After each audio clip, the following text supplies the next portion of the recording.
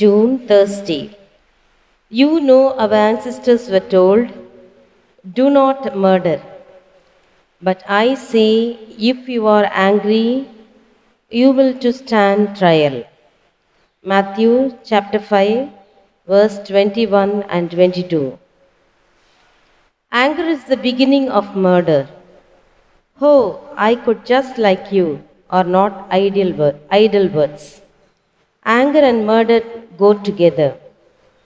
If we really hate someone enough, we even want to kill that person.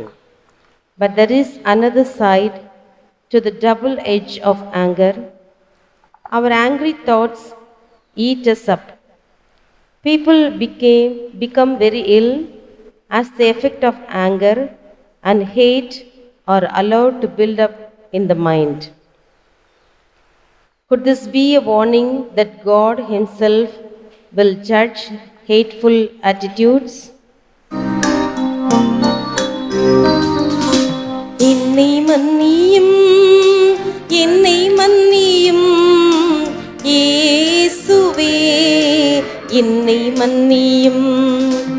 உமக்கு எதிராய் பாவம் செய்தேன், உம்மை பிரிந்து துரோகம் செய்தேன். என்னை மன்னியும், என்னை மன்னியும், இயேசுவே என்னை மன்னியும்.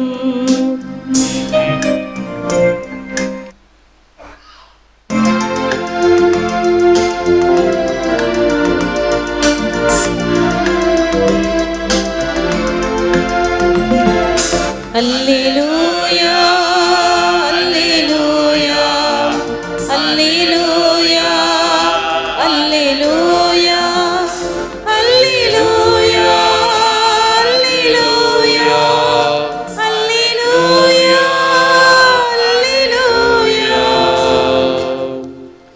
புதிய கட்டளையை நான் உங்களுக்கு கொடுக்கிறேன். நான் உங்களிடம் அன்பு செலுத்தியது போல நீங்களும் ஒருவர் மற்றவரிடம் அன்பு செலுத்துங்கள் என்கிறார் ஆண்டவர். அல்லேலூயா, அல்லேலூயா. ஆண்டவர் உங்களோடு இருப்பாராக, உம்மோடும் இருப்பாராக. புனித மத்தேயு எழுதிய நற்செய்தியிலிருந்து வாசகம். ஆண்டவரே உமக்கு மகிமை. அக்காலத்தில் இயேசு தம் சீடரை நோக்கி கூறியது, மறைநூல் அறிஞர் பரிசேயர் ஆகியோரின் நெறியை விட உங்கள் நெறி சிறந்திருக்கட்டும், இல்லையெனில் நீங்கள் விண்ணரசுக்குள் புக முடியாது என உங்களுக்கு சொல்லுகிறேன். கொலை செய்யாதே, கொலை செய்கிறவர் எவரும் தண்டனை தீர்ப்புக்கு ஆளாவர் என்று முற்காலத்தவருக்கு கூறப்பட்டிருப்பதை கேள்விப்பட்டிருக்கிறீர்கள். ஆனால் நான் உங்களுக்கு சொல்லுகிறேன், தம் சகோதரர் சகோதரிகளிடம் சினம் கொள்கிறவர் தண்டனை தீர்ப்புக்கு ஆளாவார். தம் சகோதரரையோ சகோதரியையோ முட்டாளே என்பவர் தலைமை சங்க தீர்ப்புக்கு ஆளாவார். அறிவிலியே என்பவர் எரிநகரத்துக்கு ஆளாவார். ஆகையால் நீங்கள் உங்கள் காணிக்கையை பலிபீடத்தில் செலுத்த வரும்பொழுது உங்கள் சகோதரர் சகோதரிகள் எவருக்கும் உங்கள் மேல் ஏதோ மனத்தாங்கள் உண்டென அங்கே நினைவுற்றால், அங்கேயே பலிபீடத்தின் முன் உங்கள் காணிக்கையை வைத்துவிட்டு போய் முதலில் அவரிடம் நல்லுறவு ஏற்படுத்தி கொள்ளுங்கள். பின்பு வந்து உங்கள் காணிக்கையை செலுத்துங்கள். உங்கள் எதிரி உங்களை நீதிமன்றத்துக்கு கூட்டிச் செல்லும்போது வழியிலேயே அவருடன் விரைவாக உடன்பாடு செய்து கொள்ளுங்கள். இல்லையேல் உங்கள் எதிரி நடுவரிடம் உங்களை ஒப்படைப்பார். நடுவர் காவலரிடம் ஒப்படைக்க நீங்கள் சிறையில் அடைக்கப்படுவீர்கள். கடைசி காசு வரை திருப்பி செலுத்தாமல் அங்கிருந்து வெளியேற மாட்டீர்கள் என உறுதியாக உங்களுக்கு சொல்லுகிறேன் என்றார். இந்த கிறிஸ்து வழங்கும் வாழ்வு தரும் நற்செய்தி. கிறிஸ்துவே உமக்கு புகழ். If you bring your gift to the altar, go first to be reconciled. பீடத்தின் மீது காணிக்கையை விட மன்னிப்பே தேவை. இயேசுவில் அன்பார்ந்த சகோதர சகோதரிகளே, அன்பார்ந்த தொலைக்காட்சி விசுவாசிகளே, the sun must not go down on your wrath. Do not give the devil a chance to work on you. சூரியன் மறையும் முன் உன் கோபம் மறைக, அலகை உன்னை ஆட்கொள்ள வாய்ப்பளிக்க வேண்டாம். கோபம் என்பது நாம் பல வகையாக அதை பிரித்து பார்க்கலாம். முன்கோபம், அறக்கோபம், தீரா கோபம், ஜென்ம பகை, இப்படியெல்லாம் சொல்வதை கேட்டிருக்கிறோம். ஜென்ம பகைனா என்ன? நம்ம வாரிசாக குடும்பத்துக்கு, சில குடும்பத்துக்கு பங்காளி சண்டைகள் இருக்கும், அல்லது ஏதாவது ஒரு கொலை குற்றம் நடந்திருக்கக்கூடும். ஆகவே இந்த ரெண்டு குடும்பமும் பிரிந்தது தான், ஒன்று சேர்வதில்லை. நிறைய சினிமா படங்களில் நம்ம பார்க்கிறோம் ஜென்ம பகை. முன்கோபம், சாதாரண காரியங்களுக்கெல்லாம் கோபப்படுவது இயல்பு அநேகருக்கு. அறக்கோபம் என்பது அது ஒரு தனி வகையில ஒரு சிந்திக்க வேண்டியது. இயேசு அறக்கோபப்பட்டார். எப்பொழுது? ஆலயத்தை கல்வர் குகையாக்கிய பொழுது அவர் கொண்டது அறக்கோபம். ஆண்டவர் மீது, ஆண்டவருடைய இல்லத்தின் மீது கொண்டிருந்த ஆர்வம் அவரை எரித்தது என்று வேதம் சொல்லுகிறது. இது அறக்கோபம். எவைகளுக்கெல்லாம் கோபப்பட வேண்டுமோ கோபப்பட வேண்டும்.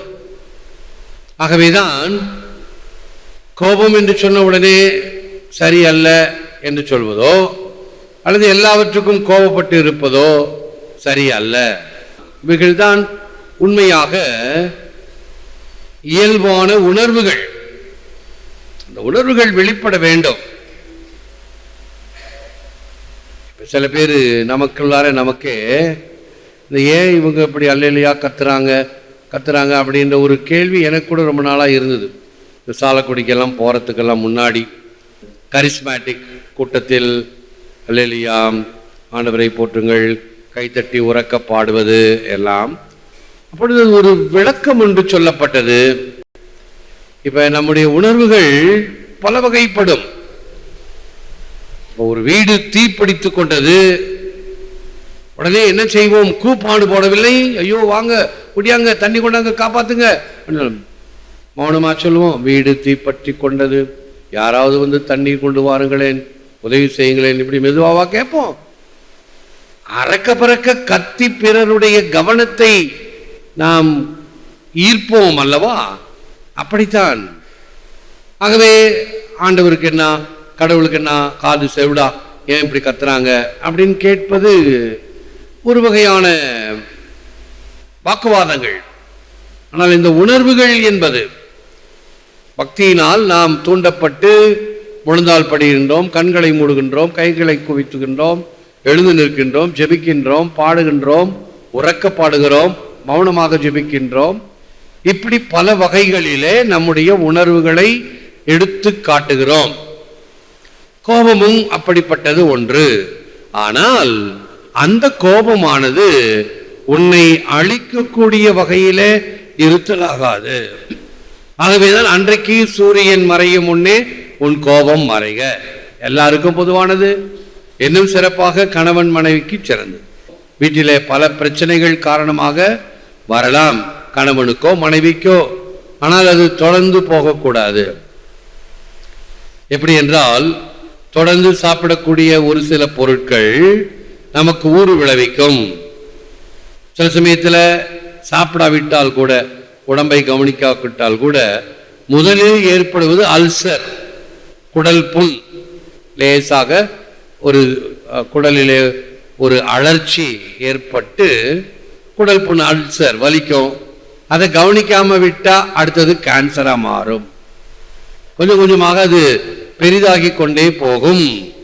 அதே போன்றுதான் விரிசல்கள், நம்மிடம் ஏற்படக்கூடிய பல வகையான மனஸ்தாபங்கள் கண்டிப்பாக இருக்கும். அவைகளை பேசி தீர்த்து கொள்ள வேண்டும். ஒருவேளை பேசி பார்த்தோம் என்றால் உண்மை வேறாக இருக்கும். என்னுடைய அனுபவத்திலே நிறைய உண்டு. ஒருத்தவங்க வந்து சொன்னாங்கன்னா அது அப்படியே அப்படியே முழுங்கக்கூடாது, அப்படியே ஏற்றுக்கொள்ளக்கூடாது. சரி, நீங்க சொல்றது ரைட், அடுத்த பார்ட்டி என்ன சொல்லுகிறது என்பதை கேட்க வேண்டும். ஆனா அவங்க அடிச்சு சொல்லுவாங்க. ஒருத்தர் வந்து வேறு பங்கிலிருந்து வந்து இங்கே ஞானஸ்தானம் கொடுக்க வேண்டும், பிள்ளை கொடுக்க வேண்டும், சரி நல்ல காரியம்தான். அவர் திருப்பி திருப்பி குழந்தை கத்துது, குழந்தைக்கு ஞானஸ்தானம் கொடுக்கணும், ரைட்டு, உங்களுடைய ஆதங்கம் ரைட், சரி, எல்லாம் தவறு என்று சொல்லவில்லை, செய்கிறேன், ஆவண செய்கிறேன். ஆனால் அதற்குரிய வகைகளிலே செய்ய வேண்டும். ஒன்று, குழந்தையினுடைய தாய் தகப்பன் வர வேண்டும். அப்பதான் முதல் எலி வருது. தகப்ப இதுக்கு ஒத்துக்க கொள்ள மாட்டேங்கிறான் அப்படின்னு. ஏன், என்னத்துக்கு, என்ன காரணம்னு தோண்டும் பொழுது கத்தோலிக்க கணவன் தான், ஆனால் சிறிது பிணக்கு. அப்பொழுது நான் அவங்களுக்கு ஒரு உதாரணம் சொன்னேன் பாருங்கள். யாரா இருந்தாலும் கண்களை திறக்க வைக்கும். ஒரு இந்து பார்ட்டி, ஒன்று கணவனோ மனைவியோ மாப்பிள்ளையோ பொண்ணோ, அவர்களுக்கு திருமணம் கத்தோலிக்க முறைப்படி கொடுக்க வேண்டும் என்றால் கூட அவர்கள் ஒரு உறுதிப்பாட்டை தர வேண்டும். என்ன உறுதிப்பாட்டு? இந்த அடுத்த பார்ட்டி யாரு கத்தோலிக்க பார்ட்டியா இருக்கிறாங்களோ அவர்களை இந்த கத்தோலிக்க முறைப்படி மத காரியங்களை செய்வதற்கு தடையாக இருக்க மாட்டேன், உறுதுணை செய்வேன், ஒத்துழைப்பு கொடுப்பேன். பிறக்கும் குழந்தைகளை கத்தோலிக்க திருச்சபையின் முறைப்படி வளர்ப்பேன். யாருக்கு? இந்துவாய் இருக்கக்கூடிய பார்ட்டி கூட நீ கத்தோலிக்க பிள்ளையை திருமணம் செய்து கொள்வதால் இப்படிப்பட்ட உறுதிப்பாட்டை கொடுத்தால்தான் பேராயருடைய உத்தரவோடு அதற்கு திருமணம் செய்து வைப்போம். ஒரு இந்து பார்ட்டிக்கே இப்படி சீனாக்குவானோன் என்று சொல்லக்கூடிய வகையில் இருக்கிறது என்றால் நீ ஒரு கத்தோலிக்க பிள்ளை எப்படி உன் குழந்தைக்கு ஞானஸ்தானம் கொடுக்க மாட்டேன் என்று சொல்வது? பேசி தீர்க்கலாம், வர சொல்லுங்கள். அப்பதான் அடுத்தது கட்டம் மெதுவா வெளிவருது. அதான் அன்பார்ந்த மக்களே, உண்மையை முன்னா சொல்ல வேண்டும். நான் என்ன சொல்லிட்டேன், சரி நான் கொடுக்க தயாராக இருக்கிறேன், அந்த நபர்கிட்டே நான் பேசுறேன், பேசி நான் ஒத்துக்க வைக்கிறேன், ஒத்துக்க வைக்கலன்னா நான் அடுத்த கட்டம் துணிஞ்சு நான் கொடுப்பேன், வர சொல்லுங்க. அப்பதான் சொல்றாரு, ஏற்கனவே எங்க பங்கு ஃபாதர்கிட்ட பேசி எப்படி நீங்க கொடுப்பீங்க அப்படின்னு சொல்லி ஃபோன் பண்ணி பாம்பேலேருந்து சொன்னாரு. அதனால பங்கு சாமியார் நீங்க சமாதானமாகி வாங்க, அப்புறம் தான் ஞானஸ்தானம் கொடுப்பேன். வெளியில வந்துருச்சா? பங்கு சாமியார் சொன்னது சரிதானா? ஆகவே அங்க முடியல, இங்க வந்து பேத்துக்கலான்னு பார்க்குறாங்களா? அவர் சொன்னது சரிதான், அப்படித்தான் செய்யணும். அந்த பார்ட்டியை கூப்பிட்டு கேட்டாகணும் நேரடியா, உன்னுடைய எண்ணம் என்ன, உன்னுடைய அப்ஜெக்ஷன் என்ன கேட்க வேண்டும். எக்ஸ் பார்ட்டி தீர்ப்பு உடனடியாக கொடுக்க முடியாது. அப்படிதான் இன்னொரு என்னுடைய அனுபவத்தில் ஒருத்தரை பற்றி பொண்ணு வீட்டுக்காரங்க வந்து இதே மாதிரி ஒரு ஞானஸ்தானம் கொடுக்குற சீன் தான். மாப்பிள்ளையை கூப்பிடுங்க, மாப்பிள்ளையை கேட்கணும். அவன் உங்களை மதிக்க மாட்டான் சாமி, திட்டுவான் சாமி, திருச்சபைக்கும் ஃபாதருக்கும் எதிராக இருக்கக்கூடியவன். எதிராக இருக்காங்கன்னு திட்டானோ அது வேற காரியம். நான் சந்திக்கணும், நான் கூப்பிட்டு கேட்கணும். நீங்கள் சொல்கிறீங்களா இல்லை உபதேசரை விட்டு அனுப்பி வர சொல்லிட்டா? நாங்கள் போக மாட்டோம், அந்த ஆள் மூஞ்சியில் முழிக்க மாட்டோம், நீங்கள் உபதேசரை விட்டுங்க. உபதேசரை அனுப்புனேன், போய் அவரை வந்து என்னை பார்க்க சொல்லுங்கள். வந்தார், பார்த்தாரு, பேசினார். ஆச்சரியம், இவங்க சொன்னதுக்கு அப்படியே ஆப்போசிட், 100% ஆப்போசிட். அப்படியே அவர் கண்ணீர் விடுகிறார். உண்மை எப்பொழுதும் வேறுவாக இருக்கும். ஆகவேதான் இவைகள் எல்லாம் தீர சிந்திக்க வேண்டும். எடுத்தோம் கவிழ்த்தோம் என்று அல்லாமல் ஒவ்வொன்றையும் ஆராய்ந்து பார்த்தோம் என்றால் உண்மை வேறுவாக இருக்கும். ஆகவே நாம் கோபப்படவோ அதைரியப்படவோ ஆத்திரப்படவோ தேவையில்லை. Until you forgive, you won't even be able to pray. For Jesus taught us to pray, forgive us the wrong we have done as we forgive those wrong us. மத்தேயு 6:12. மன்னித்தால் மட்டும்தான் இயேசு கற்றுக் கொடுத்த ஜெபத்தை மனமாற ஜெபிக்க முடியும். பிறரை நாங்கள் மன்னிப்பது போல எம் பாவங்களை மன்னியும். என்ன செய்தாரை ஒருத்தல் அவர் நானு நன்மையும் செய்துவிடல். Sins cannot be undone, only forgiven. பாவங்களை சரி செய்ய முடியாது, மன்னிக்கத்தான் முடியும். மன்னித்தால் தான் அந்த பாவங்கள் கழுவாயாக நாம் மீண்டு எடுக்க முடியும் நம்முடைய உறவுகளை. As Christians, we are called to pray and enter for the reconciliation with those who may have wronged or offended us. கிறிஸ்துவர்களாகிய நாம் நமக்கு தீங்கிழைத்தவரோடு ஒப்புரவாக உருக்கமாக ஜெபிக்க அழைக்கப்படுகிறோம். Dear God, I was not a very good witness of your mercy and forgiveness. Give me the grace to forgive. அன்பு தெய்வமே, உமது இரக்கத்திற்கும் மன்னிப்பிற்கும் நான் நல்ல சாட்சியாக இல்லை. மன்னிக்க உமது அருள் தாரும். உண்மையை கண்டுகொள்ளக்கூடிய வகையில எங்கள் மனக்கண்களை திறந்தருளும், தெளிவுபடுத்தியருளும். அதனால் நாங்கள் எத்தகைய சலனங்களுக்கு, விருப்பு வெறுப்புகளுக்கு இடம் கொடாமல் எது உண்மையோ, எது நேர்மையோ, எது சரியோ அதை உய்த்துணர வேண்டிய ஞானத்தை தாரும். ஏற்று வரமருளும் இறைமா காக்கும் கரங்களினால். ஆமென். ஆமென். அன்பர்களே, ஒவ்வொரு வீடியோவின் கீழும் மறையுரை விளக்கங்கள் உள்ளன. படித்து பயன்பெறுங்கள். நன்றி. வணக்கம்.